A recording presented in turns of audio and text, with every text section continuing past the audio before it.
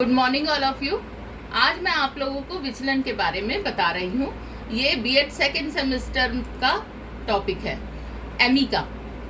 केंद्रीय प्रवृत्ति की माप विचलन। सबसे पहले हमें ये जानना जरूरी है कि विचलन क्या होता है। इससे पहले मैंने अपनी क्लासेस में आप लोगों को मीन, मोड, मीडियन तीनों बता दिया है। इसमें केंद्रीय प्रवृत्ति को ही मीन, मोड, मीडियन कहा जाता है। केंद्रीय प्रवृत्ति की माप से हम केवल ये ज्ञात कर सकते हैं कि किसी भी वस्तु का प्रकारात्मक मूल्य क्या है, अर्थात कोई भी वस्तु की जो रियल एक्चुअल वैल्यू है वो क्या होती है, उसको हम किस तरीके से बता सकते हैं, या उसके चारों ओर अंकों का फैलाव किस प्रकार से होगा, ये हम बता सकते हैं। किसी भी समूह की विषम जातीयता या सम जातीयता के संबंध में सूचना जो है वो हमें विचलन के मापों से प्राप्त होती है।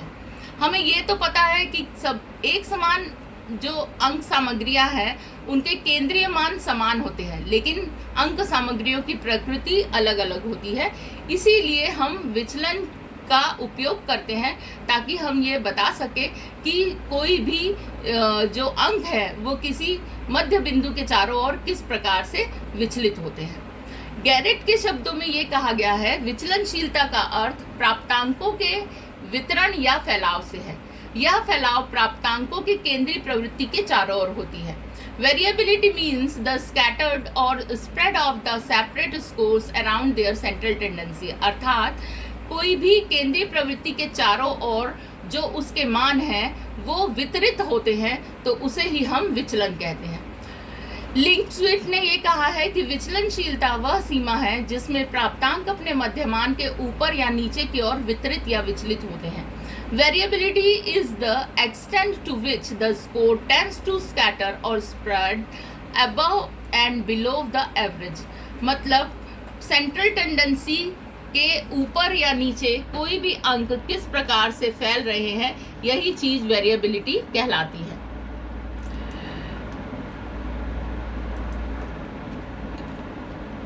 इसके पश्चात विचलन के प्रकार। विचलन के प्रकार में सबसे पहला आएगा प्रसार, दूसरा आएगा मध्यमान विचलन, तीसरा आएगा चतुर्थांश विचलन और चौथा आएगा मानक या प्रमाणित विचलन। इसमें आज हम पढ़ेंगे मध्यमान विचलन। मध्यमान विचलन का अर्थ ये होता है कि जब भी कोई भी प्राप्तांक मध्यमान से ऊपर या नीचे होते हैं या मध्यमान के उच्च वैल्यू पे उच्चतम सीमा पे या निम्नतम सीमा पे जाएंगे तो उसे ही हम मध्यमान विचलन कहते हैं। प्राप्तांकों के गैरेट के अनुसार प्राप्तांकों के मध्यमान से भिन्न भिन्न प्राप्तांकों का विचलन ज्ञात किया जाए और फिर धन या ऋण चिन्हों को बिना ध्यान दिए इसका मध्यमान ज्ञात किया जाता है, तो उसे ही हम मध्यमान विचलन कहते हैं। मध्यमान विचलन को हमेशा एडी और एमडी से प्रदर्शित किया जाता है। एमडी का फॉर्मूला है summation bar x dash divided by n. अव्यवस्थित अंक सामग्री के दिशा में इसका फॉर्मूला होगा M D is equal to summation x dash bar divided by n. यहाँ पे एक्स डैश का मतलब होता है माध्य से अंकों का विचलन, एन का मतलब होता है अंकों की कुल संख्या, एक्स डैश बार का मतलब होता है विचलन के चिन्हों को महत्व नहीं दिया गया है। यदि हम धन या ऋण चिन्हों को महत्व नहीं देते हैं तभी ये प्राप्त होता है। जैसे मान लीजिए हमारे पास एक प्राप्तांक दिए गए हैं जो कुछ इस तरीके से वितरित है 15, 15, 18, 14, 12, 10 और 7, अर्थात 15, 15, 18, 14, 12, 10 एंड 7। जब हमें इसका मध्यमान विचलन निकालना है, माध्य विचलन निकालना है, तो इन प्राप्तांकों को सबसे पहले हम प्लस कर देंगे। 15, 15, 18, 14, 12, 10 और 7 को जब प्लस करेंगे तो हमारे पास मान जो आएगा समेशन एक्स 91 आएगा। समेशन एक्स सबसे पहले हमें मीन निकालना है क्योंकि माध्य विचलन है, अर्थात माध्य से इसका ये अंक कितना विचलित होते हैं वो हम ज्ञात करेंगे। Summation x divided by n is equal to 91 divided by 7। 91 divided by 7 means m is equal to 13। हमारा 13 आया m। अब हम इसके बाद नेक्स्ट स्टेप में x डैश निकालेंगे। x डैश विचलन होता है x dash is equal to विचलन। विचलन जो है, जो भी प्राप्तांक दिए गए हैं उसमें जब हम m को माइनस करते हैं तो हमारा जो भी मान आता है वो हमारा x डैश होता है। जैसे 15 minus 13 is equal to 2, 15 minus 13 again 2, 18 हमारा x है और 13 हमारा मीन है, तो 18 minus 13 is equal to 5, 14 minus 13 is equal to 1, 12 minus 13 is equal to -1, 10 minus 13 is equal to -3 and 7 minus 13 is equal to -6। अब इस विचलन को हम ये ध्यान देंगे कि हम विचलन को जब जोड़ेंगे तो अंक सामग्री कितनी आएगी। जब हम इन टोटल प्लस करेंगे, जैसे 2 + 2 4, 4 + 5 9, 9 + 1 10, 10 + 1 11, 11 + 3 14, 14 + 6 20। इसमें हमने प्लस और माइनस चिन्हों को ध्यान में नहीं दिया गया है, बस हमारे पास जो भी x डैश आया है उसे हमने प्लस कर दिया है।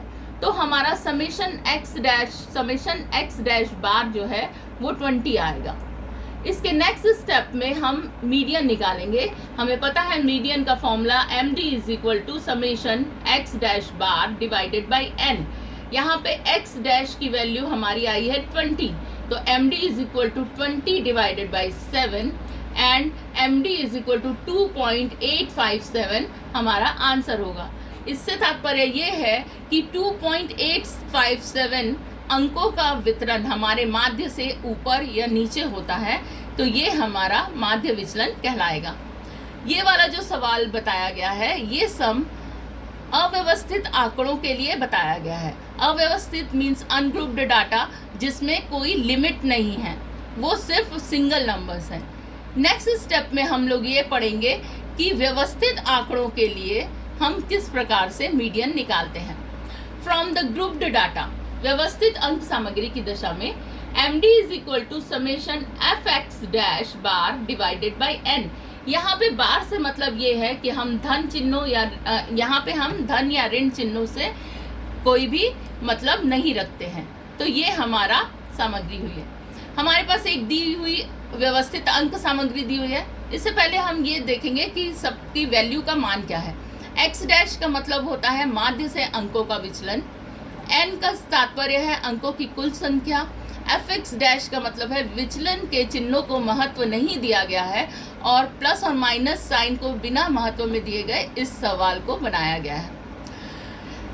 हमारे पास एक दी गई है सामग्री जिसमें हमें माध्य विचलन निकालना है।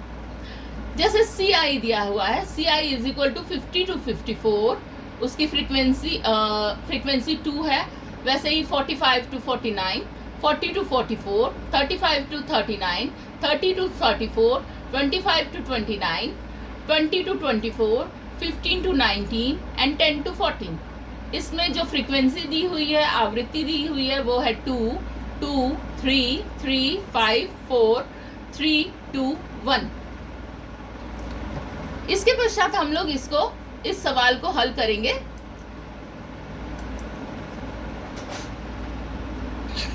यहाँ पे देखिए आप लोग, यहाँ पे दिया हुआ है, पीछे वाले को ही हमने यहाँ पे स्टैंडर्ड फॉर्म में लिखा है, टेबुलेशन फॉर्म में। 50 से 54 उसकी फ्रीक्वेंसी 2 है, 45 to 49 फ्रीक्वेंसी 2 है, 40 to 44 फ्रीक्वेंसी 3 है, 35 to 39 फ्रीक्वेंसी 3 है, 30 to 34 फ्रीक्वेंसी 5 है, 25 to 29 फ्रीक्वेंसी 4 है, 20 to 24 फ्रीक्वेंसी 3 है, 15 to 19 फ्रीक्वेंसी 2 है एंड यहाँ पे 10 to 14 फ्रीक्वेंसी 1 है। जब हम इन टोटल फ्रीक्वेंसीज को ऐड करते हैं तो हमारा n इज इक्वल टू 25 आता है। n जब 25 आता है तो जैसे हम मीडियन निकालते हैं, तो मीडियन में ग्रुप डाटा में जब भी हम मीन निकालते हैं, ग्रुप डाटा में जब भी हम मीन निकालते हैं तो उसके मिड पॉइंट को कैलकुलेशन करते हैं। तो 50 to 54 का मिड पॉइंट 52 है, 45 to 49 का मिड पॉइंट 47 है, 40 to 44 का मिड पॉइंट 42 है, 35 to 39 का मिड पॉइंट 37 है, 30 to 34 का मिड पॉइंट 32 है, 25 to 29 का मिड पॉइंट 27 है, 20 to 24 का मिड पॉइंट 22 है, 15 to 19 का मिड पॉइंट 17 है एंड 10 to 14 का मिड पॉइंट 12 है। यहाँ सबसे पहले हमें मीन निकालना है। मीन निकालने के लिए हम करते हैं m is equal to summation f x divided by n. अब समेशन एफ एक्स निकालने के लिए हमें मिड पॉइंट और एक्स का एफ का मल्टीप्लीकेशन करना पड़ेगा, तभी हमारा एफ एक्स आएगा। यहाँ एफ एक्स में देखिए कैसे करेंगे। 2 इंटू 52 किया, हमारा 104 आया। 2 to 47 किया, हमारा 94 आया। 3 to 42 किया तो 126 आया। 3 इंटू 37 किया तो 111 आया। 5 into 32 160। 4 into 27 108। 3 into 22 66। 2 into 17 34 and 1 into 12 12। अब इसके बाद हमारे पास जो भी एफ एक्स की वैल्यू आई है उन सभी एफ एक्स की वैल्यू को हमें ऐड करना है। Summation f x is equal to 815 आएगा। अब 815 यहाँ पे हमें मीन निकालना है, तो हम 815 डिवाइडेड बाई 25 करेंगे। तो 815 डिवाइडेड बाई 25 का जब सिंपल फॉर्म में 5 से डिवाइड करने पे 163 डिवाइडेड बाई 5 आएगा, और 163 को जब हम 5 से डिवाइड करेंगे तो हमारा 32.6 आएगा। 32.6 हमारा मीन है। इसके मीन के कैलकुलेशन के बाद हमें, क्योंकि हम माध्य विचलन निकाले हैं, तो मीन की कैलकुलेशन के बाद हम एमडी निकालेंगे। एमडी का फॉर्मूला है summation f x dash divided by n. Summation f x dash divided by n को ज्ञात करने के लिए हमें पहले समेशन एफ एक्स डैश को निकालना जरूरी है। समेशन एफ एक्स डैश को निकालने के लिए हम फिर से टेबल में ध्यान देंगे। x minus m is equal to x dash. x minus m is equal to x dash. 52 minus 32.6 किया, 19.4 आया। 47 माइनस 32.6 किया, 14.4 आया। 42 माइनस 32.6 किया, 9.4 आया। 37 माइनस 32.6 किया, 4.4 आया। 32 माइनस 32.6 किया, 0.6 आया, माइनस 0.6 आएगा। 27 माइनस 32.6 किया, माइनस 5.6 आया। 22 माइनस 32.6 किया, माइनस 10.6 आएगा। 17 माइनस 32.6 किया, माइनस 15.6 आएगा। 12 माइनस 32.6 किया, माइनस 20.6 आएगा। यहाँ पे 0.6 लिखा है 32 माइनस 32.6 में, तो यहाँ पे हमें माइनस साइन लगाना पड़ेगा, जो गलती से हमसे छूट गया है। तो यहाँ पे आएगा माइनस 0.6। जब हम x माइनस एम निकाल लेते हैं, हमारे x माइनस एम से x डैश निकल जाता है, तो x डैश का हमें एफ एक्स डैश निकालना पड़ता है। इसका मतलब ये है कि जो भी हमारी x डैश की वैल्यू आई है उसका हमें f से मल्टीप्लाई करना है। अब 19.4 का जब हम 2 से मल्टीप्लाई करेंगे तो 38.8 आएगा। 14.4 into 2 28.8। 9.4 into 3 28.2। 4.4 into 3 13.2। Minus 0.6 into 5 0.30 sorry. Minus 5.6 into 4 22.4। 3 into 10.6 31.8। 2 into 15.6 31.2। 1 into 12 is equal to 1 into 20.6 is equal to 20.6। यहाँ पे आप लोग देख रहे होंगे कहीं पे भी माइनस साइन हमने नहीं लगाया है। ये इसलिए है क्योंकि माध्य विचलन में धन और ऋण चिन्हों को ध्यान नहीं दिया जाता, केवल उसको ऐड किया जाता है, केवल उसको देखा जाता है। जब हमारे पास एफ एक्स डैश आ गया तो हमने सभी एफ एक्स डैश मीन्स 218 को प्लस किया। 218 सभी के सभी एफ एक्स को प्लस करने से हमारे पास 218 आया। जब हम इसको एम डी के फॉर्मूले में रखते हैं तो 218 divided by 25 is equal to M D is equal to 8.72 हमारा आता है। इसका मतलब हमारा माध्य जो है यहाँ ये व्यवस्थित अंक सामग्री में 8.72 का विचलन हो सकता है, इससे ज़्यादा विचलन नहीं होगा, इससे कम विचलन हो सकता है। अधिकतम विचलन की मान जो है वो 8.7 है। Okay, thank you.